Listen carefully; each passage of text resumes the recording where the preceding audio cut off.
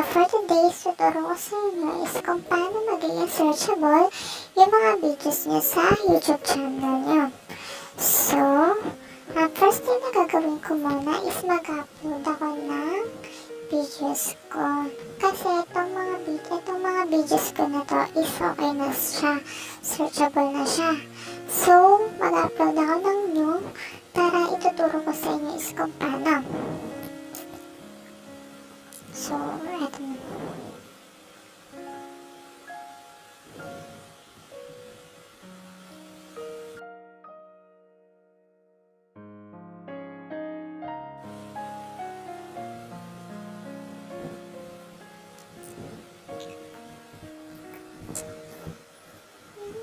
Ayan, so once na-upload na siya at nalagyan nyo na ng thumbnails, is punta po kayo dito sa may Google Chrome. Ayan, next one. Once na sa Google Chrome, ito search nyo sa YouTube. Then, ito is turn to desktop site. Ayan. Once na ganyan na po yung itsura, is punta po kayo dito sa may inyong profile. Ito. Ayan. Then punta kayo dito sa may YouTube Studio.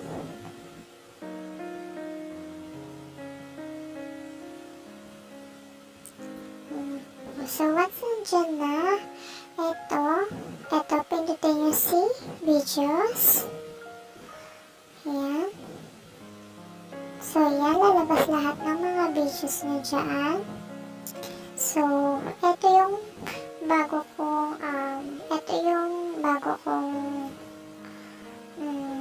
videos na in-upload. So, delete ko lang itong isa.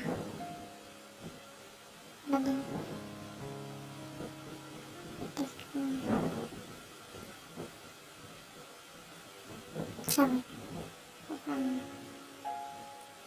So, yan. Is once na ito is click mo to. Etong details.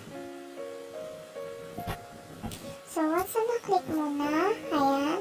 For example, itong sa may 26 ko yan is, for example, is yung title ng content. Ayan. So, dito is ilagay nyo yung YouTube name. Yung pangalan ng YouTube nyo. So, for example, ito is akin. Ayan, yung complete ng YouTube name nyo. So, I suggest na kapag gagamit kayo ng pangalan sa YouTube, is make sure na sobrang easy na matatandaan ng mga viewers nyo. Kasi kadalasan kasi sa na-experience ko, diba, for example, kakabrowse natin ng mga video sa YouTube, aksidente tayo nakakapanood na hindi naman talaga natin gustong panoorin na aksidente. So, tas nagugustuhan natin. So, for example, nakalimutan natin yun. So, sa pangalan, matatandaan mo na siya. Kasi like, for example, kapag naglagay ka ng pangalan sa YouTube, for example, is kunwari, Hanero06, for example, mga ganun, tas, o kaya yung by letters lang, is hindi siya matatandaan ng mga viewers mo. So, sinasuggest ko is gumamit kayo na sobrang easy na matatandaan. So, next ito sa description is importante po yan sa mga video nyo. Ayan. So, dito sa tab, ayan, is ilagay mo lang po ulit yung pangalan. Pangalan mo. Ayan. Ayan. So, once na nilagay mo ng pangalan mo, is save mo na.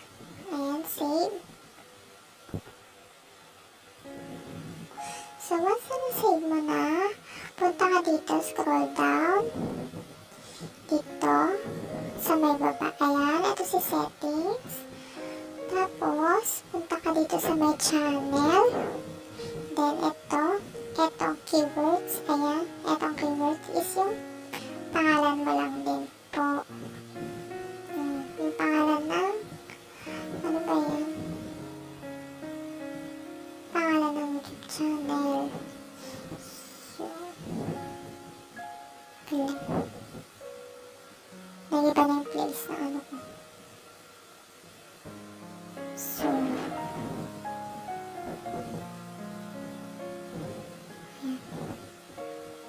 So, once na okay na yun, is save mo na. Ayan. Ayan, okay na siya. So, titignan natin kung magiging searchable na siya. Ayan. So, yun na po. Ayan, naging okay na siya. Naging searchable na siya. Unlike kapag kapag wala pa yun, is hindi makikita. So, yun lang po, na sobrang napaka-easy. Thank you for watching. Don't forget to subscribe. Bye-bye!